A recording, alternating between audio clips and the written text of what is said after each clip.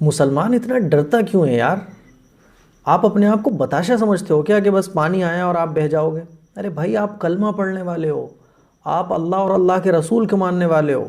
پوری دنیا آپ کی دشمن بن جائے، پوری دنیا کے بم توپیں آپ کی طرف ہو جائیں، آپ کو ڈرنا نہیں چاہیے، آپ کو گھبرانا نہیں چاہیے.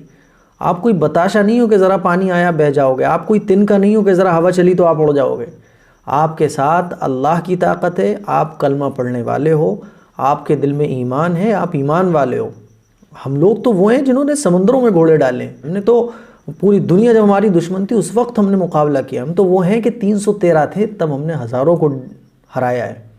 تو یہ بل آ رہے ہیں، وہ بل آ رہے ہیں، اس کے بارے میں لوگ پریشان ہیں. ارے میرے بھائی آپ ایمان والے ہو، آپ کو ڈرنے کی ضرورت ہی نہیں ہے. ان چیزوں کا مقابلہ کرنا ہے اور ڈر تو لانا ہی نہیں ہے.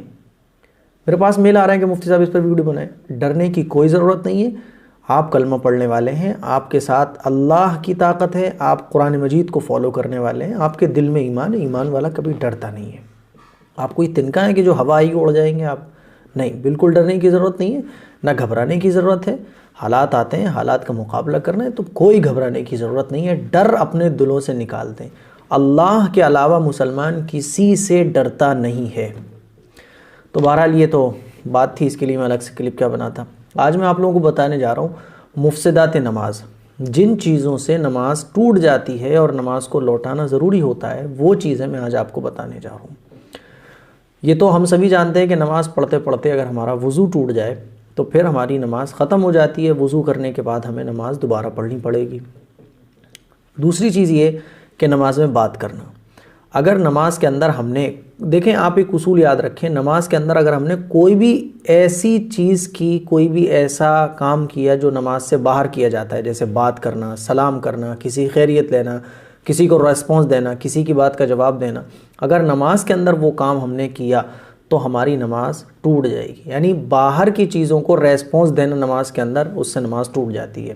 تو جیسے کہ نماز میں کلام کرنا، نماز کے اندر اگر ہم نے بات چیت کر لی، چاہے جان بوجھ کر، چاہے بھول سے، چاہے تھوڑی، چاہے زیادہ، اگر ہم نے بات کر دی، ہندی کے، اردو کے، کوئی بھی ورڈ بول دیے نماز پڑھتے پڑھتے، چاہے وہ دھوکے سے ہو، چاہے وہ ذرا سے ہی کیوں نہ ہو، آپ کی نماز ختم ہو جائے گی. تو نماز میں بات کرنے سے نماز ختم ہو جاتی ہے. اب یہ بات کرنا چاہے تھوڑا ہو، زیادہ ہو، جان بوجھ کر ہو یا بے خیالی میں ہو، نماز بہرحال ختم ہو جائے گی.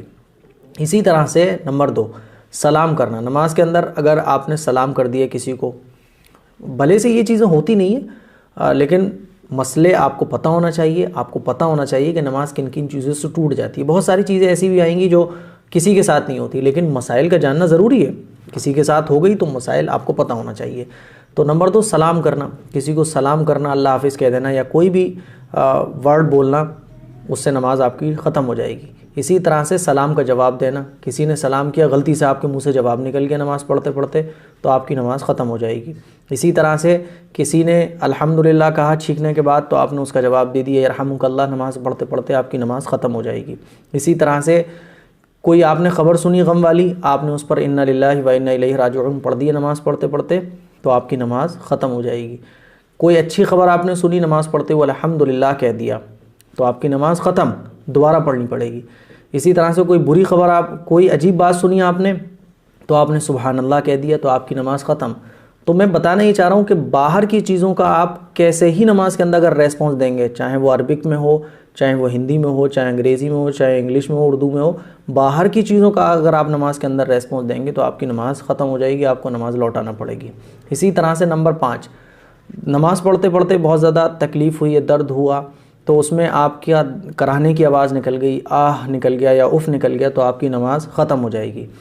نمبر 6، اپنے امام کے سوا دوسرے کو لقمہ دینا یعنی قرات کرنا. فار ایگزامپل کسی باہر والے نے لقمہ دیا ہے نا، یا نماز جو پڑھ رہا تھا اس نے کسی دوسرے کو لقمہ دے دیا، تو اس سے بھی بہرحال نماز ٹوٹ جاتی ہے، کسی دوسرے کو لقمہ دینے سے یا کسی کا دوسرے کا لقمہ لینے سے. نمبر 7، نماز میں قرآن کریم دیکھ کر اگر کوئی پڑھے گا تو اس کی نماز ختم ہو جائے گی، نماز دوبارہ دہرانا پڑے گی. فار ایگزامپل آپ کبھی نماز پڑھ رہے تھے اور آپ کچھ بھول گئے، یا کسی کو نماز نہیں آتی ہے تو وہ قرآن شریف کھول کے رکھ لیتا ہے، تو نماز نہیں ہوگی، نماز دوبارہ پڑھنی پڑے گی. یہ چیزیں ہوتی نہیں ہیں، بہت کمی کے ساتھ پیش آتی ہیں کہ اللہ ماشاء اللہ کسی کو پیش آ جائے، لیکن مسائل آپ کو پتہ ہونا چاہیے. بہت ساری چیزیں ایسی آئیں گی جو ہم لوگوں کے ساتھ ہوتی بھی ہیں. نمبر 9، عمل کثیر کرنا. نماز کے اندر کوئی بھی کام ایسا کرنا جس سے دیکھنے والے کو یہ محسوس ہو کہ یہ نماز نہیں پڑھ رہا ہے، اس کو کہا جاتا ہے عمل کثیر۔ فار ایگزامپل ایک آدمی ایک ہاتھ سے کھجا رہا ہے لیکن ایک ہاتھ باندھا ہوا ہے، تو دیکھنے والا یہ سمجھتا ہے یار یہ نماز پڑھ رہا ہے، لیکن اگر کوئی آدمی دونوں ہاتھ سے کھجانے لگے، دونوں ہاتھ سے بال صحیح کرنے لگے یا ٹوپی صحیح کرنے لگے، تو یہ کام ایسا ہے کہ دیکھنے والا جب دیکھے گا تو اسے یہ لگے گا یہ نماز نہیں پڑھ رہا ہے۔ تو کوئی بھی نماز کے اندر ایسا کام کرنا جس سے دیکھنے والے کو یہ لگے کہ یہ نماز نہیں پڑھ رہا ہے، تو اس کو کہا جاتا ہے عمل کثیر۔ تو نماز کے اندر عمل کثیر سے نماز ختم ہو جاتی ہے اور دوبارہ نماز پھر پڑھنا پڑے گی۔ اسی طرح سے نمبر 10، نماز کے اندر قصدن یا جان بوجھ کر بھولے سے یا جان بوجھ کر کچھ بھی کھانے پینے سے نماز ٹوٹ جاتی ہے، ٹھیک ہے۔ نمبر 11، 2 صفوں کے برابر چلنے سے۔ آپ تھوڑا سا نماز پڑھنے میں ادھر سے ادھر ہو جائیں تو نماز آپ کی ختم نہیں ہوگی، لیکن آپ اتنا زیادہ نماز پڑھتے پڑھتے ادھر سے ادھر چلے گئے کہ 2 مصلے کے برابر اتنا آپ نے کراس کر لیا نماز پڑھتے پڑھتے، تو آپ کی نماز ختم ہو جائے گی، آپ کو دوبارہ پڑھنی پڑے گی۔ اسی طرح سے نمبر 12، قبلے کی طرف بلا عذر سینہ پھیر لینا۔ نماز پڑھتے پڑھتے اگر آپ کا سینہ قبلے سے پھر جاتا ہے تو پھر آپ کی نماز ختم ہو جائے گی، آپ کو نماز دوبارہ پڑھنی پڑے گی۔ اسی طرح سے نمبر 13، ناپاک جگہ پر سجدہ کرنا۔ جس جگہ آپ سجدہ کر رہے ہیں وہ جگہ اگر ناپاک ہوئی تو پھر آپ کی نماز ختم ہو جائے گی۔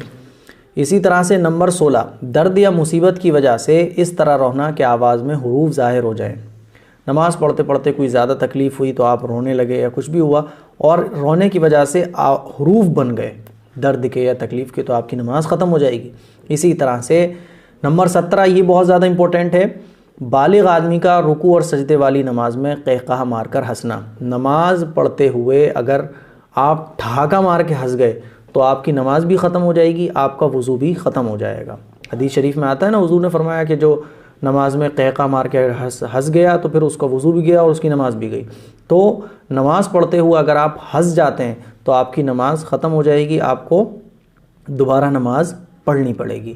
دیکھیں، ایک ہوتا ہے مسکرانا، مسکرانے سے نماز نہیں ختم ہوتی ہے، اس کو کہا جاتا ہے تبسم، اور ایک ہوتا ہے ہنسنا، اتنا ہنسنا کہ جس سے خود آدمی اپنی آواز سن لے ہنسنے کی، تو اس سے وضو ٹوٹ جائے، نماز ٹوٹ جائے گی، نماز ختم ہو جائے گی، دوبارہ پڑھنی پڑے گی۔ اسی طرح سے ٹھاکا مارنا، اس سے بھی آپ کو نماز دوبارہ پڑھنی پڑے گی۔ فرق اتنا ہے کہ آپ اگر اتنی زور سے ہنستے ہیں کہ آپ کو ہنسی خود سنائی دے جائے، تو جس کو کہتے ہیں ٹھاکا مار کے نہ ہنسنا۔ ٹھاکا الگ چیز ہوتی ہے اور ہنسنا الگ چیز ہوتی ہے۔ تو نارمل اگر کوئی نماز میں ہنستا ہے تو اس کی نماز ٹوٹ جائے گی لیکن وضو نہیں ٹوٹے گا۔ لیکن اگر کوئی ٹھاکا مار کے ہنستا ہے، اتنی زور سے ہنستا ہے کہ برابر والا بھی اس کی آواز سن لیتا ہے، تو پھر نماز بھی گئی اور وضو بھی گیا، وضو دوبارہ کرنا پڑے گا، پھر دوبارہ نماز پڑھنا پڑے گی۔ اسی طرح سے نمبر 18، امام کے آگے سے بڑھ جانا۔ نماز پڑھتے ہوئے اگر کوئی مقتدی امام سے آگے نکل جاتا ہے، جیسے بعض دفعہ جمعے کی نماز ہوتی ہے، عید کی نماز ہوتی ہے، تو اگر کوئی نماز پڑھتے ہوئے امام سے آگے نکل جاتا ہے تو پھر نماز دوبارہ پڑھنی پڑے گی، اس کی نماز ہوگی نہیں امام سے آگے بڑھ جانے کی صورت میں۔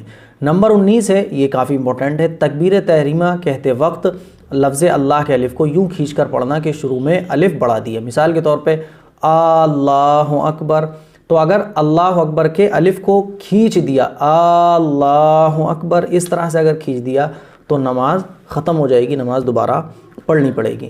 اسی طرح سے اگر اکبر کے با کو کھینچ دیا، اکبر، تو نماز ختم ہو جائے گی، نماز دوبارہ پڑھنی پڑے گی۔